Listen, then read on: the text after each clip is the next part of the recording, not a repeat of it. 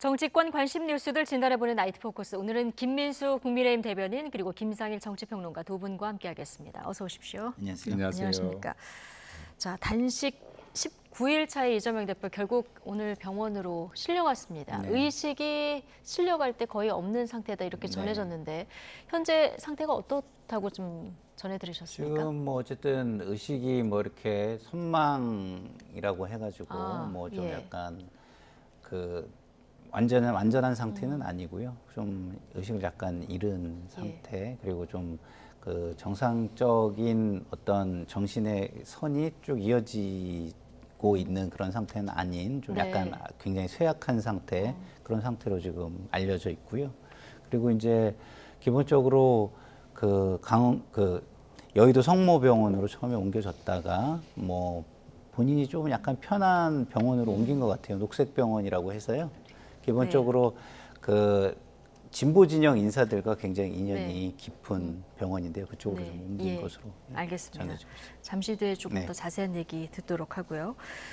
자, 이재명 대표는 여의도 성모병원에서 응급치료를 받은 뒤에 지금 말씀하신 녹색병원으로 옮겨서 입원 중입니다. 단식은 지속하겠다는 것이 이재명 대표의 뜻인데 한민수 대변인 발언으로 듣고 오시겠습니다. 이재명 대표께서 위급한 상황은 넘겼고 하지만 아직은 기력은 전혀 회복되지 않은 상황입니다. 이 대표는 녹색병원 이송 후에도 병상에서 단식을 이어가겠다고 밝혔습니다. 최소한의 수액 치료 외에는 일체 음식 섭취를 하지 않을 계획입니다.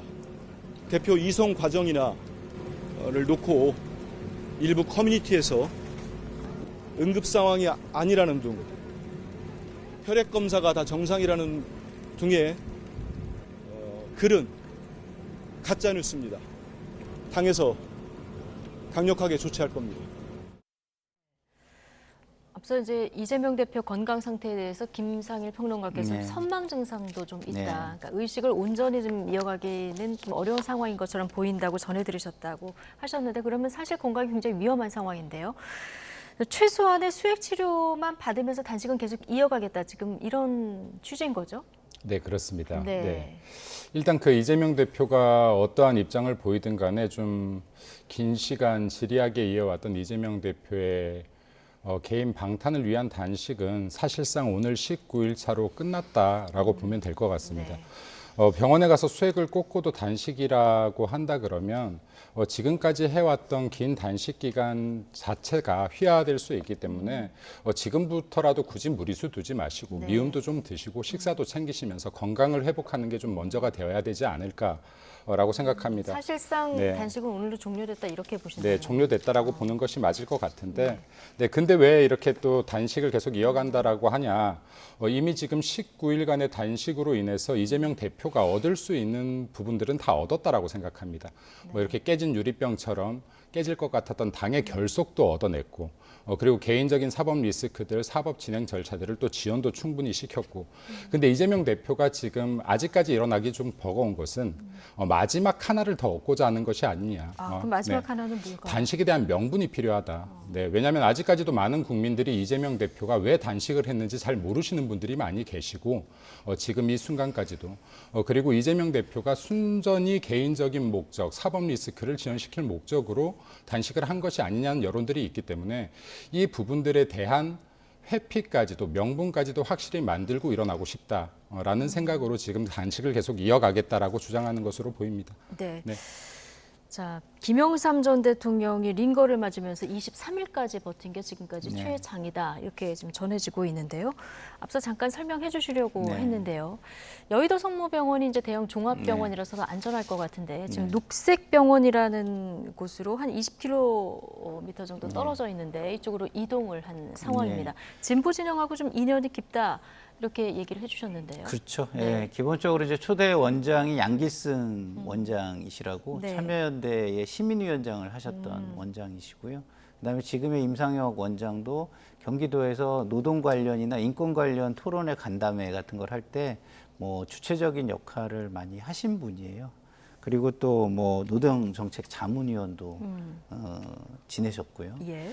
그리고 뭐 이정미 대표라든가 우원식 대표, 그리고 노동자들, 뭐 그다음에 소외계층 이런 환자들의 치료에 관심을 많이 갖고 있고, 그리고 이제 그러다 보니 뭐 이런 시위나 이런 걸 통해서 단식을 하는 분들, 이런 분들에 대한 치료 경험이 좀 많은 곳으로 알려져 있습니다. 네. 그러니까 뭐 기본적으로 치료 능력이지만 예. 환자는 안정이 굉장히 중요한 거 좀 아니겠습니까? 심적인 안정. 예, 안정이 예. 굉장히 중요하니까 안정은 그 심적 안정을 취하는데 가장 적소라고 생각해서 옮긴 것으로 보여집니다. 조금 전에 저희 사진을 보니까 이재명 대표가 경기도지사를 했을 때도 좀 인연이 있었던 것 같아요. 예, 말씀을 제가 이미 예. 드렸듯이 노동정책 자문위원을 2021년에 역임하신 바가 있습니다. 알겠습니다. 지금은 이 녹색병원으로 옮겨서 입원을 진행하고 있는 이런 상황이고요.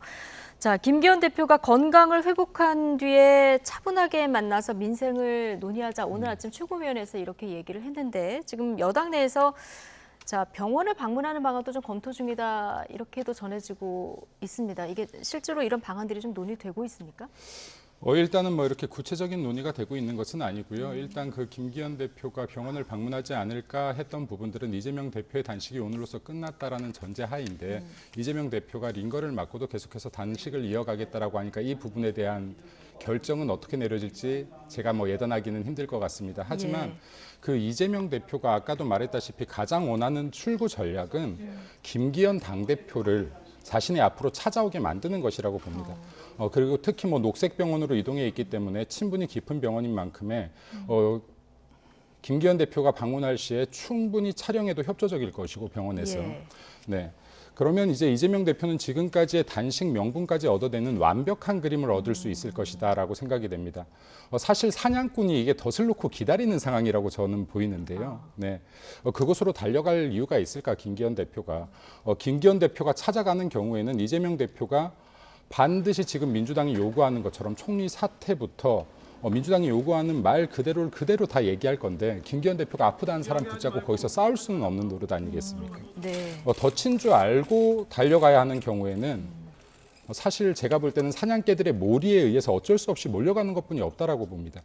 지금 사냥개들이 이재명 대표 앞으로 가라고 사냥몰이를 하는 상황인데 굳이 김기현 대표가 그 앞에 지금 갈 이유가 없다. 라고 저는 봅니다. 그리고 가서도 안 된다라고 생각하는 게 이재명 대표가 물론 지금 단식을 하는 야당 대표이고 안타까운 부분도 분명히 있습니다. 보기에 안 좋은 부분도 있고 그리고 이제 뭐 어떤 좀 사실 위로를 전하고 싶은 마음도 있지만 야당 대표이기 이전에 권력을 이용한 권력형 범죄 혐의자이기도 합니다. 그렇기 때문에 동정심만으로 범죄 혐의자의 죄라는 본질이 흐려질 수 있다. 그래서 제 개인적으로는 김기현 대표가 방문을 병원으로 하는 것은 적합하지 않다라고 보입니다. 예. 네. 방문을 병원으로 하는 것은 지금 덫에 걸리는 거다 이런 표현을 써주셨는데요. 자, 김상희 평론가께서는 글쎄요, 저는 어떻게 보십니까? 정치가 뭔지를 한번 돌아보셨으면 좋겠다는 생각이 들어요. 정치는 그 국민의 뭐 어두운 곳, 소외된 곳, 그리고 국민의 갈등 이런 거를 모아서 해소해 주시는 곳이에요. 그게 정치의 본령입니다. 근데 정치인들이 갈등을 하고 있으면 국민은 어딜 가죠? 그러니까 정치의 본령을 찾으시려는 노력이 저는 필요하다고 봅니다.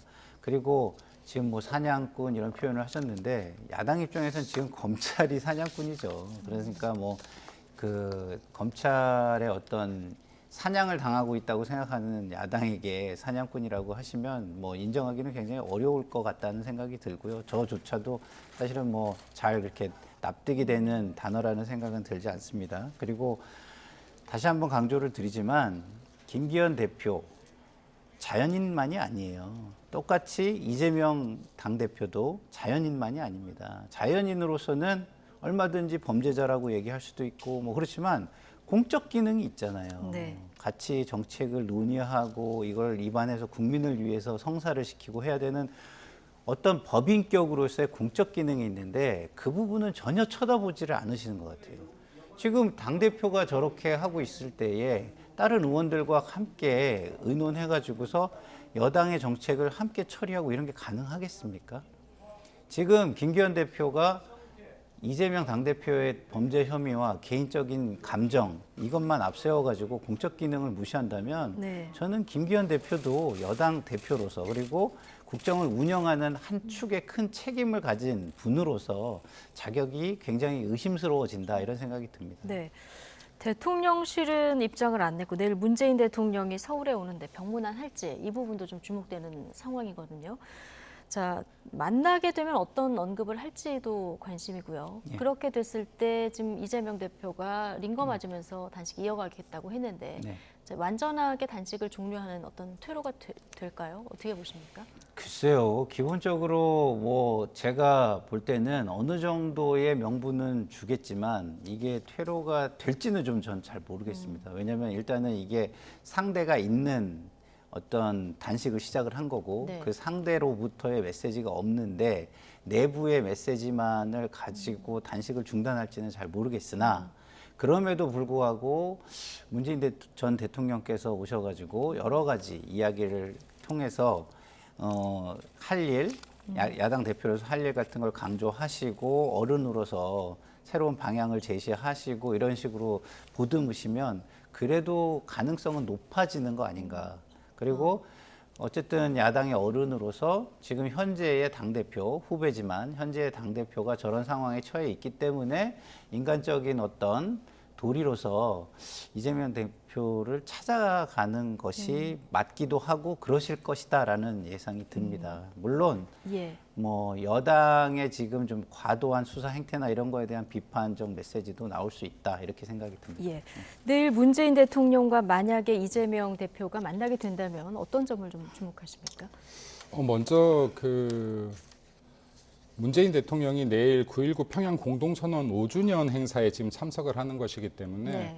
일단 그곳에 참석해서 인사말로 우리 국민의힘을 많이 비난하지 않을까 생각이 듭니다. 그리고 또 그 문재인 대통령 입장에서 의미 있는 행사인 만큼 윤석열 대통령의 외교 행보에 대한 비판들도 이어질 것으로 보이고 그리고 서울까지 왔는데 또 이 이재명 대표를 만나지 않고 가는 모양새도 썩 좋은 모양새가 아니기 때문에 아마 만나고 가게 될 것 같다. 네.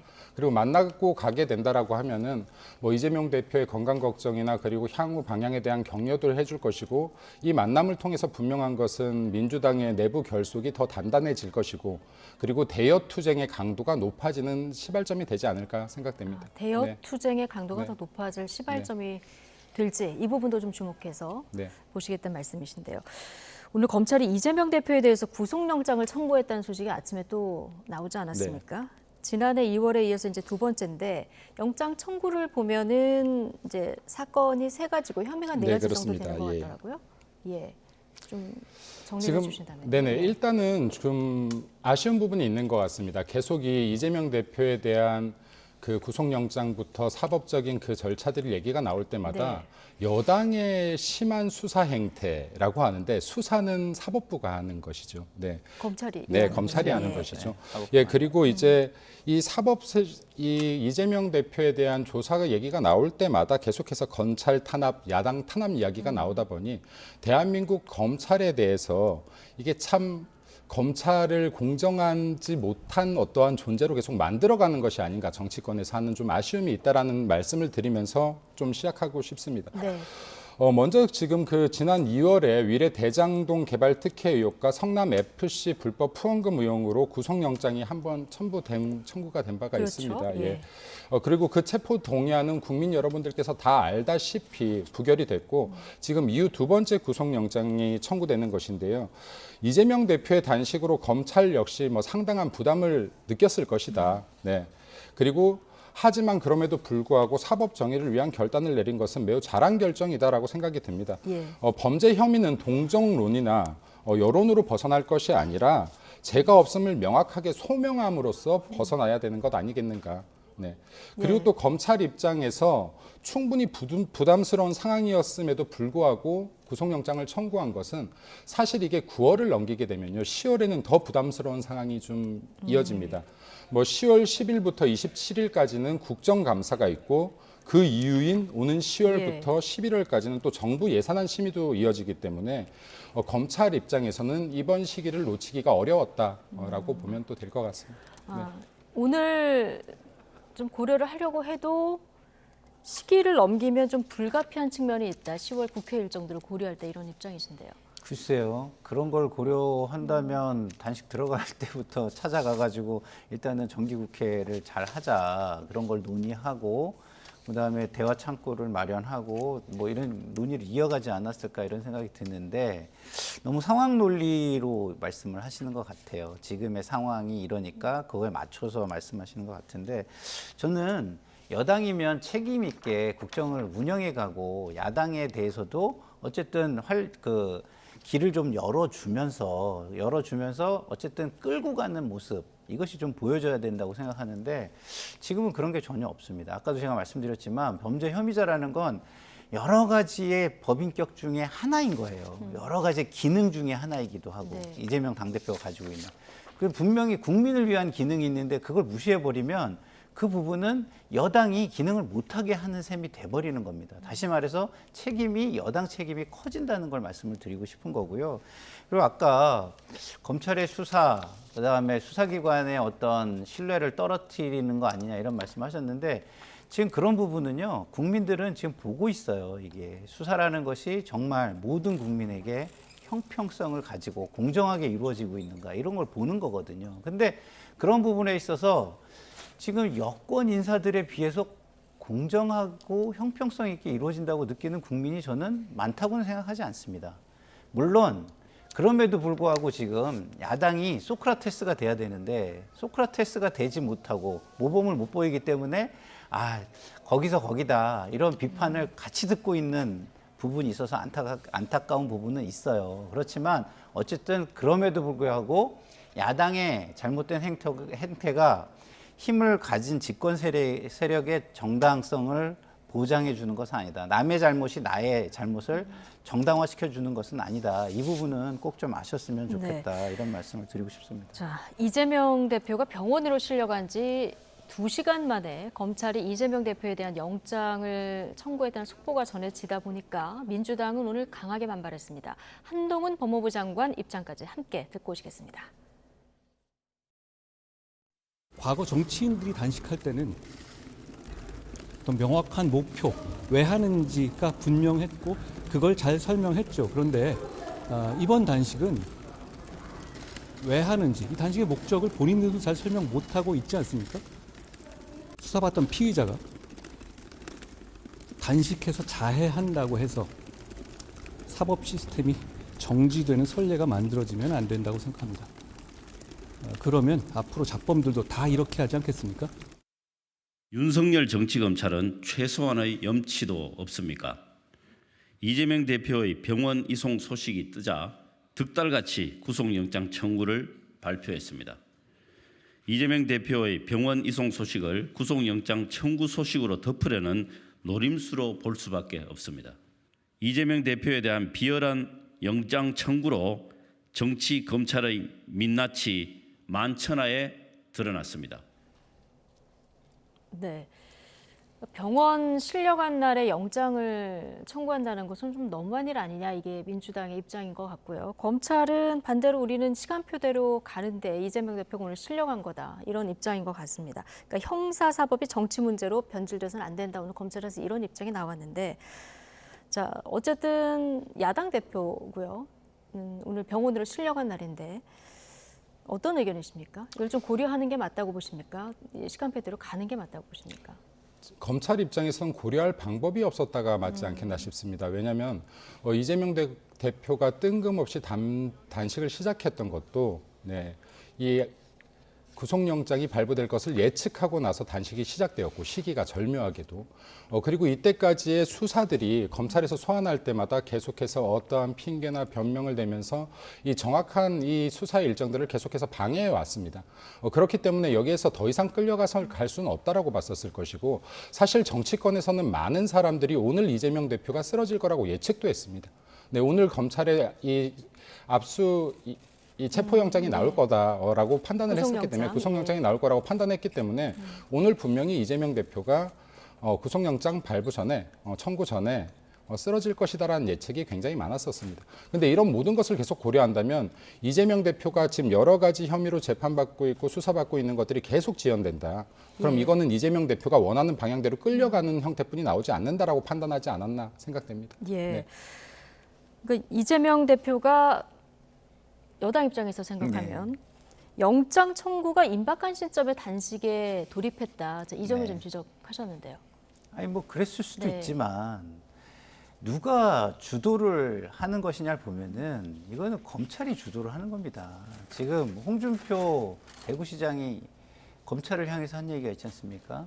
이 정권이 들어서서 내내 이재명 수사 이슈로 다 덮어놓고 아직까지도 이걸 제대로 된 마무리를 하나도 못하고 있는 것이 검찰이 무능한 것이냐 무엇이냐 이렇게 묻는 그런 글을 올리셨잖아요. 저는 지금 뭐 2년 가까이 이렇게 했는데 뭐 한 달 좀 자제한다고 해가지고 그게 문제가 왜 되죠? 오히려 그러면 그럴수록 검찰이 국민의 신뢰를 더 얻을 수도 있고요. 지지를 더 얻을 수도 있어요. 그렇기 때문에 예를 들어서 우리는 원리 원칙대로 모든 걸 해. 만약에 이걸 강조하시는 거라면 네. 다른 사람들의 형평성을 유지함으로써 그 원리 원칙을 훨씬 더 국민에게 각인시키고 강조할 수 있다는 말씀을 다시 드리고 싶어요. 그 부분은. 왜? 이 공권력의 사용은요, 제일 중요한 게 공정과 형평성입니다. 지금 뭐 수사를 지금 개인의 사정이 좀 있다고 해서 그 사정을 조금 봐줬다? 이런 거는 국민에게 그렇게 크게 신뢰를 훼손시키거나 그런 게 아니에요. 왜냐하면 심지어 개인의 어떤 공적인 일이라든가 사적인 일이라도 너무 중요한 게 있으면 검사들이 일정을 조율해 주기도 합니다. 그런 경우가 왕왕 있어요. 근데 유독 이재명 대표만 이렇게 엄격하게 그리고 특정 시기에 맞춰가지고 엄격한 비난을 하는 것이 검찰에 과연 도움이 될까요? 저는 오히려 검찰 조직에 별로 도움이 안 된다고 봅니다. 조사 시기나 이런 건 여러 번 좀 조율이 됐고 그다음에 앞서 이제 설명을 하셨지만 이번을 넘기게 되면 10월에 국정감사도 해야 되고요. 그리고 지나고 나면 예산 전국 지나서 이제 총선 전국으로 돌입하기 때문에 이걸 계속 미루는 게 의미가 없다 이런 지적도 하셨거든요. 아닌데 원내대표가 있잖아요. 국회 일정이나 협상은요 원내대표가 하는 겁니다. 당대표는요 사실은 선거의 기능이 많은 직함이지 원내의 이런 협의라든가 원내의 뭐 방향을 정한다든가 이런데요 거기에는 권한이 그렇게 많지 않아요. 그렇기 때문에 그거는 그냥 하는 얘기라는 생각이 들어요. 예, 지금 잠깐 손을 드셨는데요. 예. 그 검찰이 보편적으로 공정하게 하지 않았다. 지금 이재명 대표에게 좀 이렇게 차별적으로 하고 있다라는 말씀을 드렸는데 저도 검찰이 굉장히 차별을 하고 있다라는 데 동의합니다. 일반 국민이 과연 이렇게 했다면 가만뒀을까? 왜냐하면 지금 이재명 대표가 6차 소환까지 됐습니다. 그렇죠? 지금 1, 2차 같은 경우는 1차 같은 경우는 성남 FC 사건이었고 2, 3차는 위례 대장동 사건이었습니다. 4차가 백현동 개발 특혜였는데 이 4차 조사 동안에 이재명 대표가 모두 진술서로 가름했습니다. 제대로 된 조사에 응하지를 않았습니다. 그리고 5차에서 8시간 조사를 받고 나왔다라고 할 때는 서명을 하지 않고 나왔습니다. 6차에서 단식 중에 6차 전에 단식에 들어가서 고작 2시간 40분 동안 수사를 받고 나오면서 어떠한 증거도 없다 하는 형태로 이제 나왔는데 실제 6차 소환이 이루어졌다라고 하지만 만약에 일반적인 국민이 이재명 대표처럼 조사에 응했다면 저는 결코 검찰이 가만히 있지 않았을 것이다라고 생각됩니다. 정말 특혜가 주어졌다라고 생각합니다. 그럼에도 불구하고 이재명 대표가 지속적으로 검찰 조사를 회피해 왔고 지연해 왔기 때문에 검찰에서 더 이상은 야당의 대표의 위치에 있다는 것을 더 이상 계속해서 인정해 주기는 힘든 부분이 있었을 것이다. 이것은 검찰 조사에 정상적인 방안이 이루어지지 않는다고 봤다라고 이제 보시면 될 것 같습니다. 네. 근데 그조차도 현실이에요. 지금 정치인이고 정치인에게 그 역사 속에서 주어진 어떤 특권이란 특혜적이긴 하지만 특권이라는 게 존재하는 게 현실이에요. 그러면은 강제 수사로 전환하는 노력을 한 다음에 그게 또 현실적으로 어려우면 강제 수사 외에 불구속 수사라든가 무언가로라도 결과를 향해서 검찰은 나가야 되는 거예요. 그것만 계속해서 이재명 대표를 비난하고만 있는 것 또한 검찰이 무능함을 보이는 겁니다. 지금 검찰은 구속영장을 청구한 상태고 이제 공은 국회로 넘어온 거 아니겠습니까? 그렇죠. 오늘 이미 법원이 체포동의 요구서를 정부에 제출한 상태고요. 이제 국회에서 처리를 해야 되는데 21일 표결이 유력하다 이런 전망이 나옵니다. 어떤 절차를 거치는 겁니까? 지금으로서는 좀 25일 표결이 더 유력합니까? 네, 유력해 보이지 않을까 싶습니다. 네. 일단 그 9월 본회의 일자가 여야 합의하에 따라서 그 오늘 18일과 20일, 21일, 25일 총 4일간 잡혀 있기 때문에 네. 내일 19일 법원이 체포동의안 요구서를 검찰에 송부할 경우에 이르면 21일 본회의에 보고되고 25일 표결을 거칠 가능성이 좀 더 높아졌다. 21일보다 25일. 네, 25일에 네. 좀 더 높아지지 않을까 생각됩니다. 네. 그리고 또 이제 민주당은 당연히 이재명 대표의 단식 목적 달성을 위해서 체포동의안 또 부결로 이렇게 의견을 모으지 않을까 판단됩니다. 예. 네.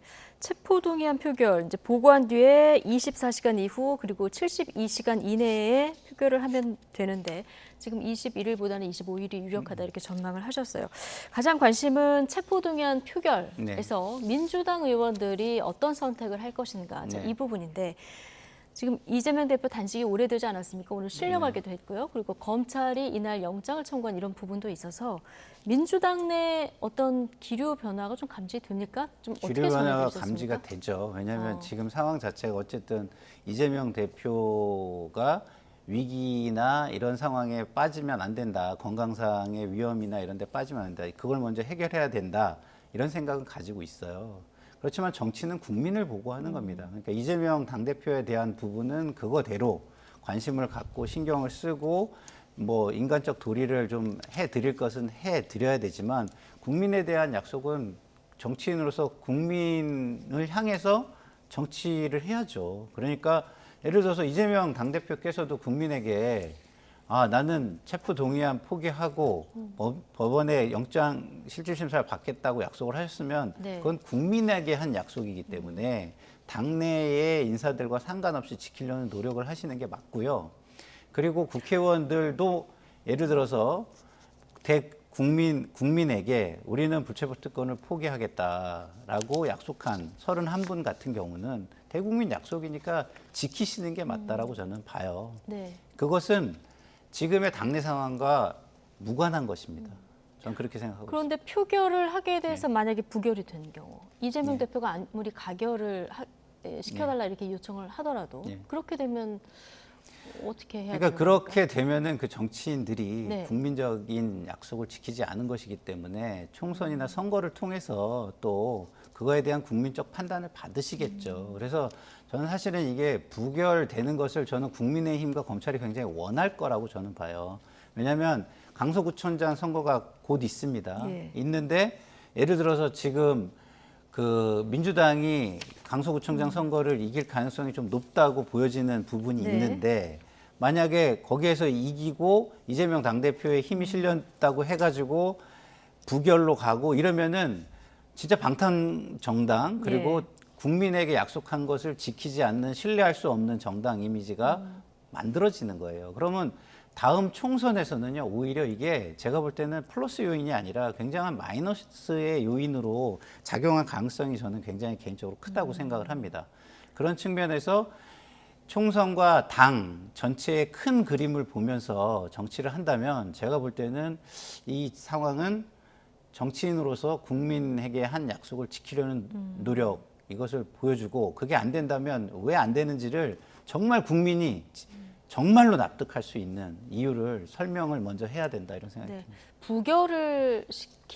부결이 되는 게 오히려 검찰의 노림수다. 저는 그렇게 자, 이렇게 생각합니다. 보셨고 그래서 만약에 이렇게 하려고 하면 민주당이 뭔가 국민들을 충분히 설득해야 된다 이런 주장을 주셨거든요.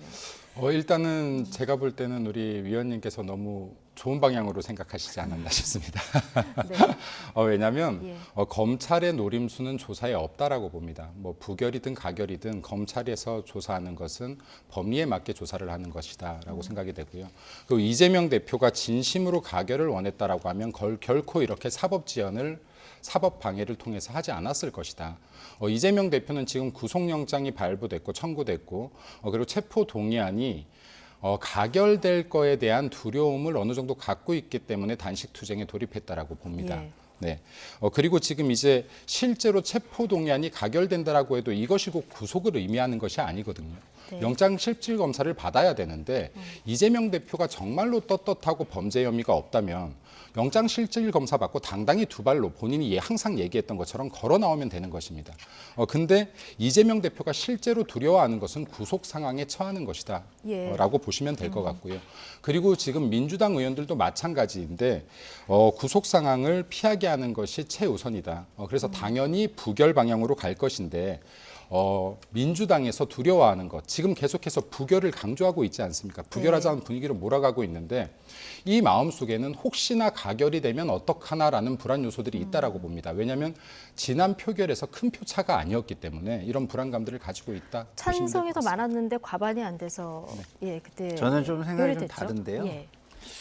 짧게요. 그거를 불안해하는 분들은 제가 볼 때는 공천 불안이에요. 공천 불안. 총선을 앞두고 있기 때문에. 공천 불안이지 뭐 총선에 대한 불안이나 정치 상황에 대한 불안은 저는 아니라고 보고요. 공천 불안을 말씀하셨으니까 강성 지지자들이 벌써 문자 메시지로 부결 이걸 독려를 하면서 의원 개개인마다 부결해달라 이제 문자를 보내고 내 답을 이제 받으면 인증하는 그런 릴레이를 좀 하는 것 같습니다. 윤건영 의원도 그동안 답이 없다가 함께 뭉쳐 싸우자 뭐 이런 글을 남겼다 이런 보도도 있던데 이런 분위기라면 부결을 당론으로 좀 정할 가능성도 있는지 그리고 이게 총선 앞둔 의원들에게 얼마나 압박이 되는지 좀 궁금합니다.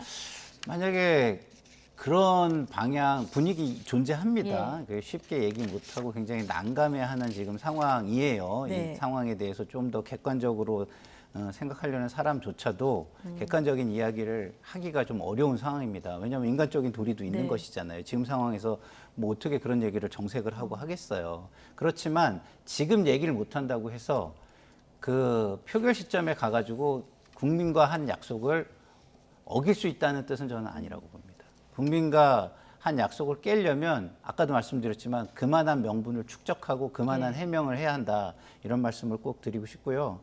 자, 부결 가결을 놓고 아까 우리 대변인님 말씀을 해주셨는데 자, 국민의힘이 가장 불안해하는 게 뭘까요?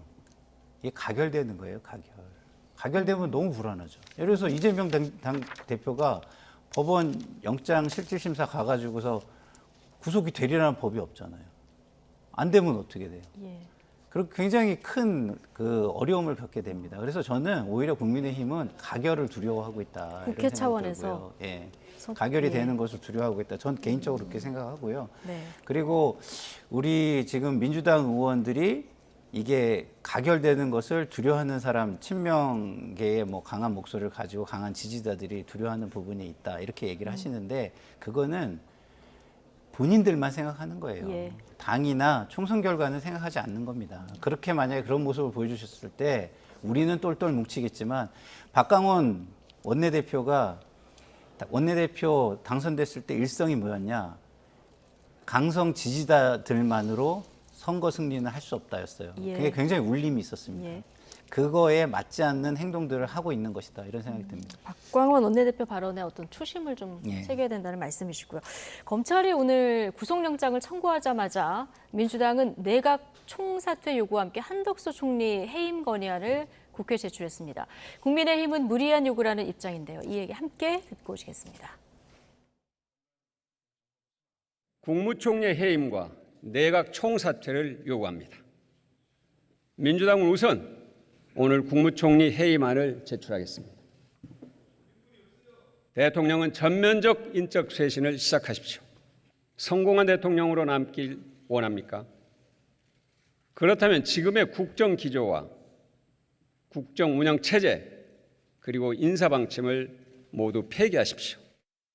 21대 마지막 정기국회를 또다시 정쟁의 소용돌이에 몰아넣음으로써 최악의 국회로 국민들에게 불명예를 우리가 감수해야 되는 상황인지 대단히 걱정스러운 일이 아닐 수 없습니다. 민생을 위한 결단은 어디에도 찾아볼 수가 없습니다.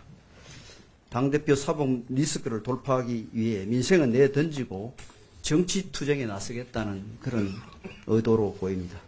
국민에 대한 선전포고라고 생각을 합니다.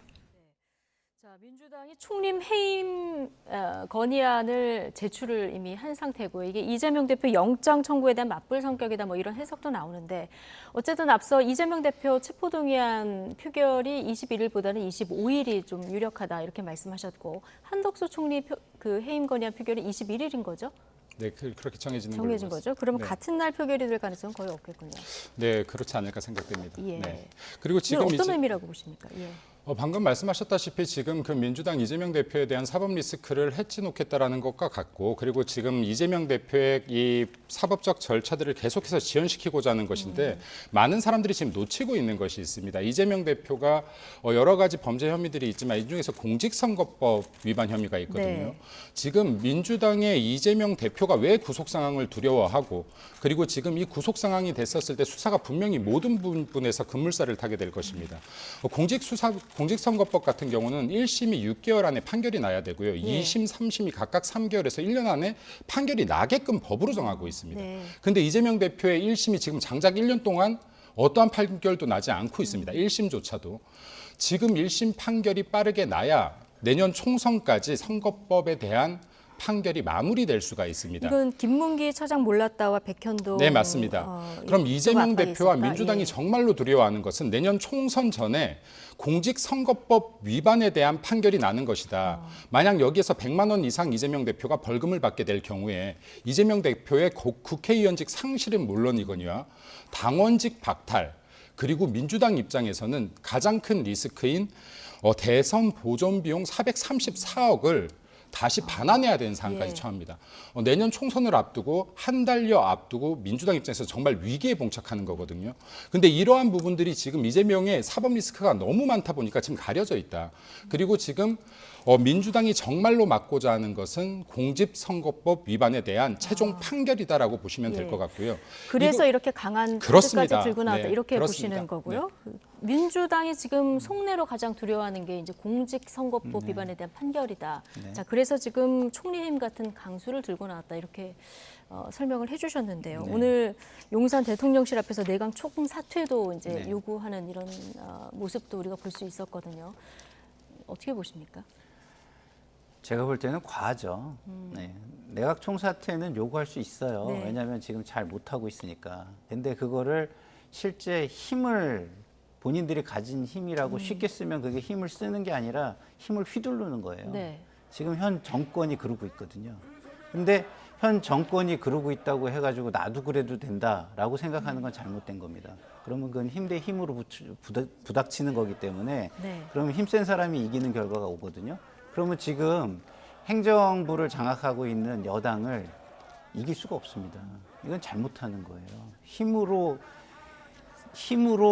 힘 있는 사람을 더 힘 있는 사람을 이기겠다고 하는 거하고 똑같은 굉장히 어리석은 짓이라고 저는 생각해서 지금 민주당이 가지고 있는 170석 가까운 국회 의석은 제대로 써야 되고 절제를 하면서 써야 되고 국민을 위해서 쓴다는 것을 보여주면서 써야 됩니다.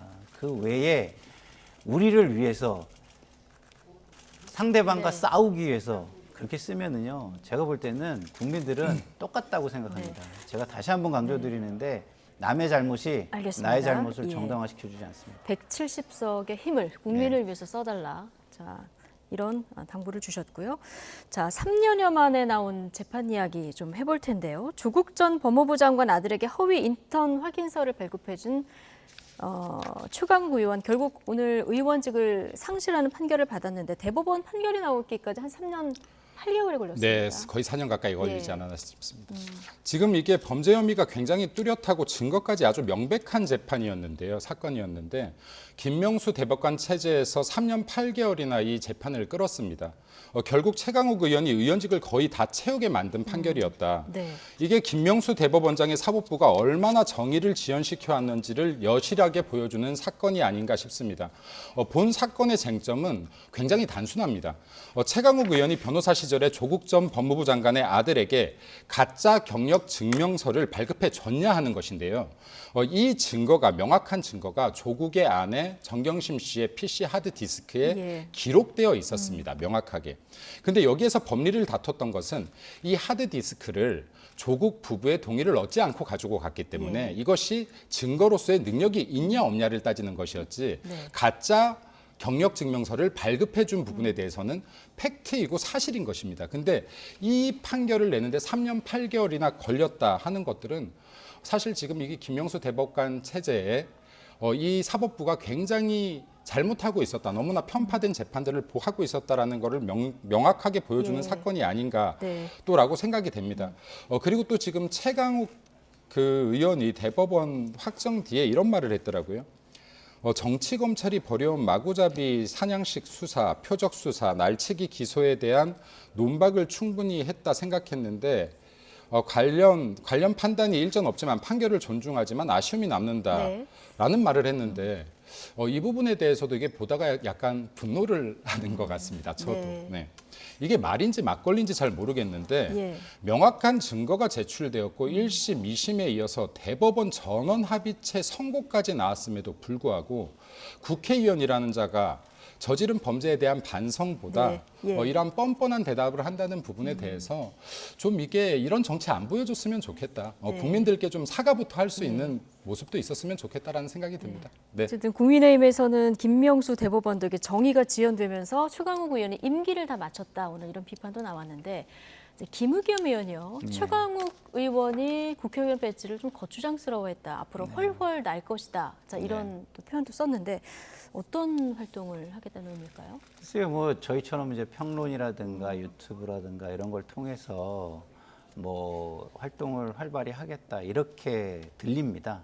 그게 들리는데 그것이 한 진영을 굉장히 이렇게 선동해가지고 상대방과 싸우게 하고 이런 거라면 이게 국가 발전에 도움이 될지는 전 잘 모르겠어요. 저는 기본적으로 지금의 국민들은 이렇게 자기 이익을 위해서 싸우는 사람들 거기에다가 내가 좀 목소리를 내고 싶은데 내 목소리는 하나도 들려지지 않는 상황 이거에 대해서 굉장히 우울해하고 절망해하고 있거든요. 양 진영이 공이 똑같습니다.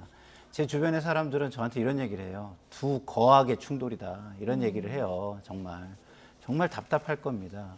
김의겸 의원, 진짜 참 안타까운 게 기본적으로 그 기자 생활에 저도 이렇게 많이 뵀는데 굉장히 좀 그 나라를 생각하면서 기사를 쓰려고 노력했던 분이거든요. 근데 지금 자기 진영 논리에 너무 휩싸여가지고 자기 진영에는 아무것도 보이지 않는 것 같아요. 그래서 제가 이번 선거에서는 정말 그 제3당도 좀 국민들이 좀 많이 바라보셨으면 좋겠다 이런 생각마저 듭니다. 두 거악의 충돌이다 이런 얘기를 들으셨다는 얘기 해주시면서 국가 발전을 좀 생각해야 되겠다. 자, 이런 얘기를 해주셨는데요. 자, 오늘 시간이 다 돼서 두 분 얘기는 여기까지 듣겠습니다. 김민수 국민의힘 대변인, 김상일 정치평론가 두 분과 함께했습니다. 고맙습니다. 감사합니다.